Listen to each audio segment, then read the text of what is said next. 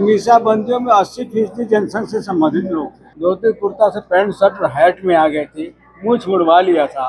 आंदोलन के बाद हम लोग को जेलों में डाल दिया गया, पहले थानों में रखा गया और थाने में जब पानी मांगे तो पुलिस लोगों का कहना था कि आप पेशाब करो, पानी पियो, पानी नहीं मिलेगा। हम लोगों को भिलाई स्टील प्लांट के वर्कर्स को 1 महीने के बाद टर्मिनेट कर दिया गया। आज की पीढ़ी और उस समय की पीढ़ी में क्या अंतर महसूस कर रहे हैं आप? राजनीति में कैसे देख पा रहे हैं? पहले लोग कैसे? अभी की पीढ़ी जो है पुराना इतिहास देखते हुए अब उनको काफी ज्ञान हो गया है। नमस्कार, राष्ट्रबोध से मैं पवन केसवानी।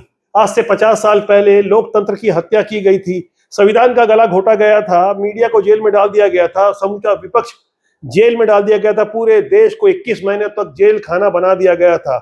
12 जून 2075 की वो तारीख थी जब इलाहाबाद हाईकोर्ट का फैसला आया था, जिसमें राजनारायण की एक याचिका पर इंदिरा गांधी को चुनाव लड़ने से अपात्र घोषित कर दिया गया था।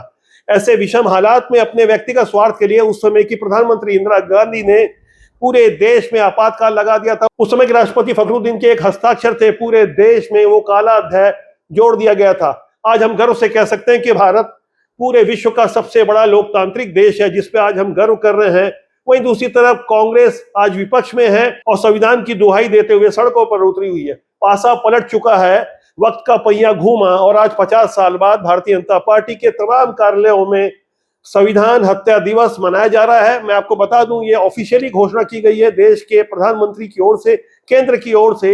एक सरकारी कार्यक्रम है, अलग अलग जिला मुख्यालयों में से लेकर आयोजन चल रहे हैं। भारतीय जनता पार्टी की एक इकाई है छत्तीसगढ़ में भिलाई, इसके कार्यालय में कुछ उस समय के बेहद युवा मीसाबंदी जो आज 65 की आयु पार कर चुके हैं, कुछ और ज्यादा बुजुर्ग हैं। इन दोनों से मैं आपको मिलाऊंगा। पहले योगेंद्र सिंह, दूसरे हैं राजदेव सिंह। आप इनके संस्मरणों को सुनेंगे तो शायद आपको एक बार अपने कानों पे यकीन नहीं होगा, लेकिन जानना समझना आपको जरूरी है राजनीति में वक्त का पहिया कैसे घूमता है। 16 साल 6 महीने का छात्र था, बीएससी फर्स्ट ईयर का। संघ के आदेश पर हम लोग ने जेल भरो आंदोलन में दुर्ग में आंदोलन किया। आंदोलन के बाद हम लोग को जेलों में डाल दिया गया, पहले थानों में रखा गया और थाने में जब पानी मांगे तो पुलिस लोगों का कहना था कि आप पेशाब करो, पानी पियो, पानी नहीं मिलेगा। वहाँ से फिर रायपुर सेंट्रल जेल भेजा गया और सेंट्रल जेल में वहाँ पे जो आदतन 20 साली कैदी थे, उन लोगों ने हम लोग के साथ जो दुर्व्यवहार किया, जो अत्याचार किया और ऐसे ऐसे शब्दों का प्रयोग किया।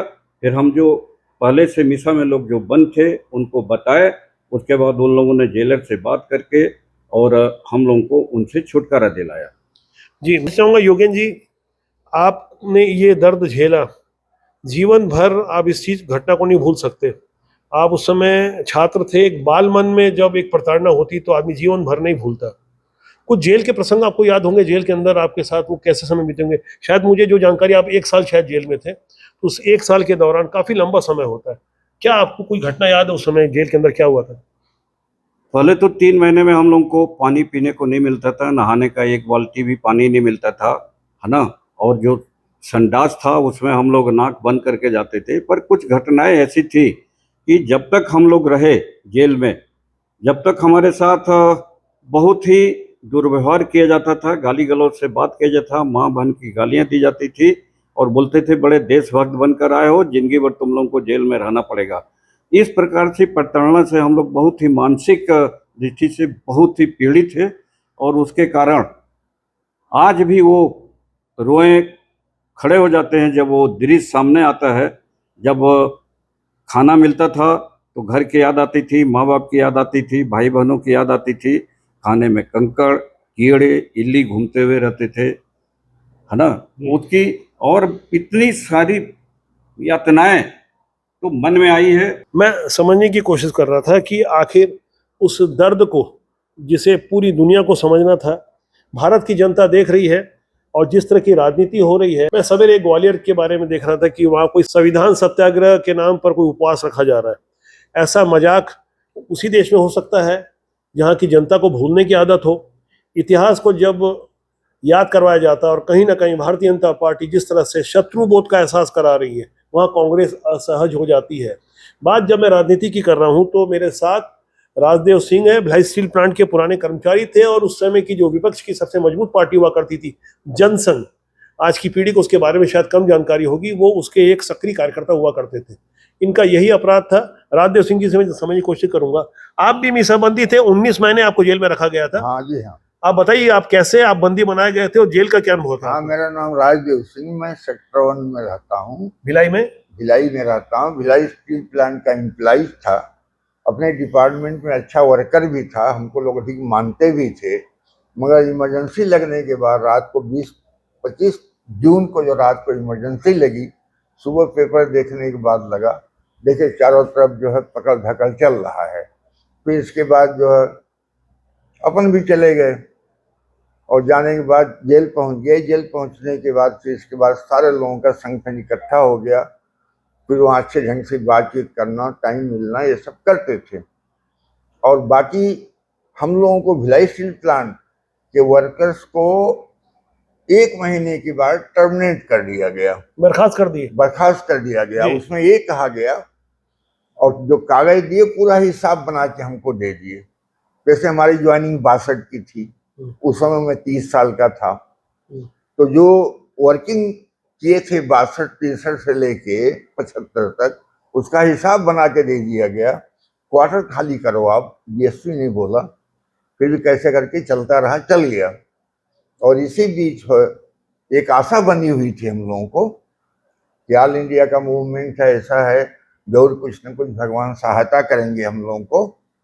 और इसके बाद चलता रहा। आपका अपराध खाली इतना था कि आप जनसंघ के कार्यकर्ता थे, बस ये आपका अपराध था। कांग्रेस ये के खिलाफ लोकतंत्र की जो लोग दुहाई दे रहे हैं, संविधान की हत्या हो रही कह रहे हैं, वहां संविधान की जब हत्या हुई थी, आप ये बता रहे हैं, ये आज की पीढ़ी को देखना चाहिए, इस सच्चाई को, इस हकीकत को खुली आंखों से समझना चाहिए, खुले दिल से, और स्वीकार भी करना चाहिए।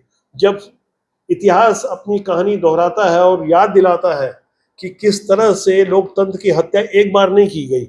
आपको जानकारी होगी कि धारा 356 की आड़ में कांग्रेस की ओर से कई बार चुनी हुई सरकारों को बर्खास्त किया गया। जब 1992 में भावी ढांचे का विध्वंस हुआ था, उस वक्त भी ये घटना उत्तर प्रदेश में हुई थी।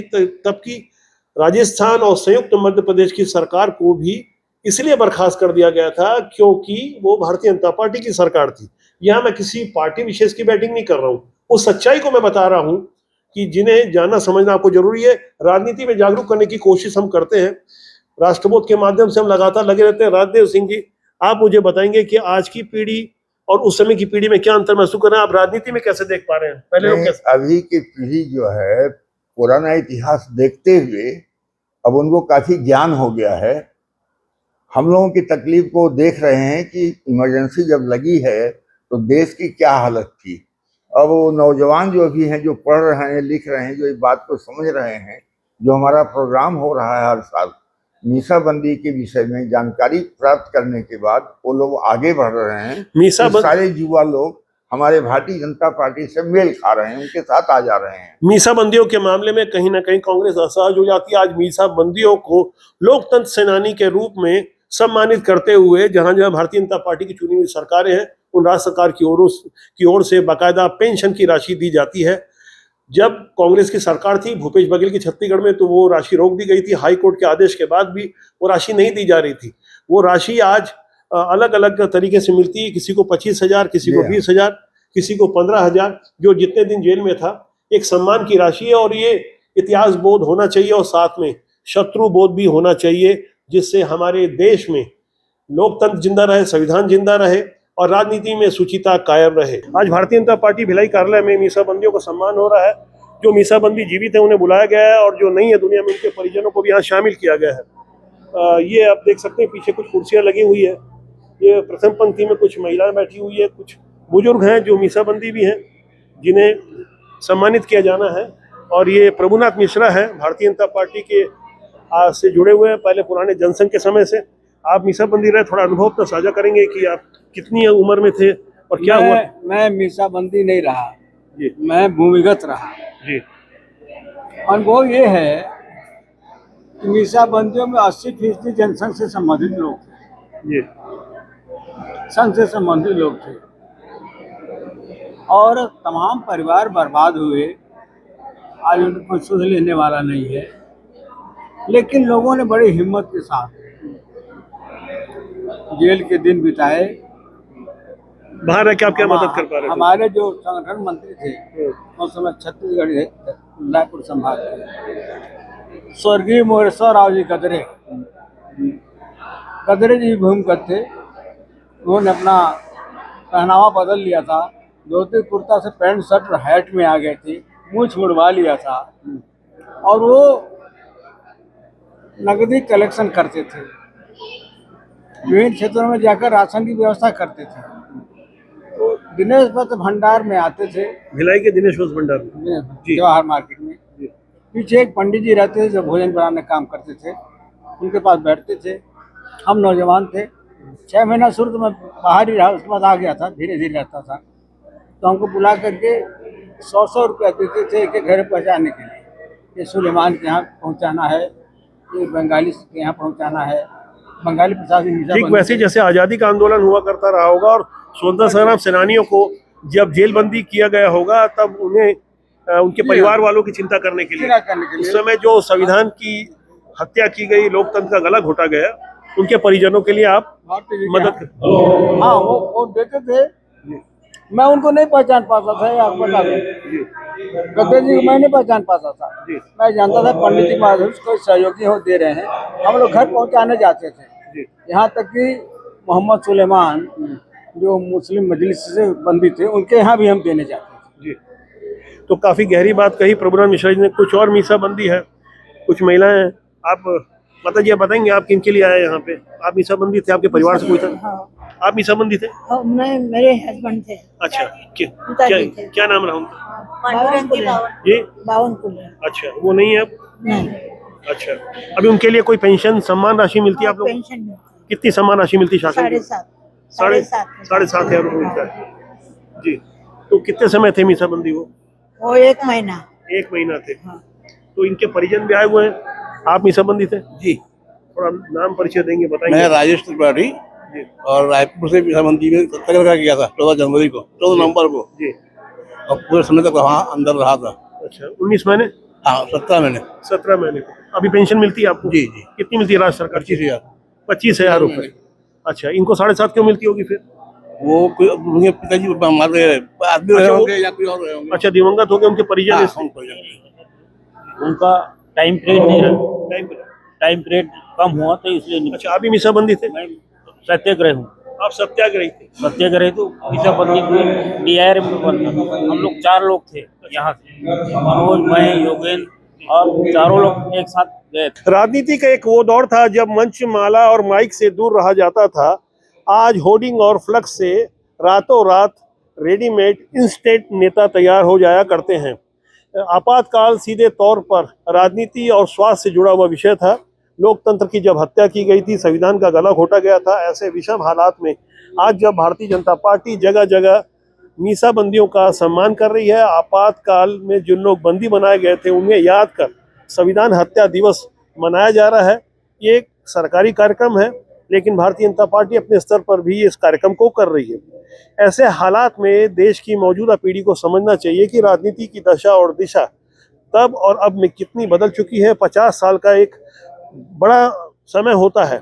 पुराने इतिहास को याद कर मौजूदा समय में इसका निश्चित रूप से भारतीय जनता पार्टी को फायदा होगा, लेकिन युवा पीढ़ी भी जागरूक होगी और समझने की कोशिश करेगी कि आखिर राजनीति का किस तरह से दोहरा चरित्र होता है। एक तरफ तो आज कांग्रेस संविधान की हत्या होने की बात कर रही है, दूसरी तरफ कांग्रेस की ओर से इंदिरा गांधी प्रधानमंत्री ने सिर्फ अपने निजी स्वार्थ के लिए संविधान का गला घोटा था, लोकतंत्र की हत्या की थी। इन सारी परिस्थितियों को मैंने जीवंत रूप में प्रस्तुत करने की कोशिश की, कुछ अनुभव साझा करवाए।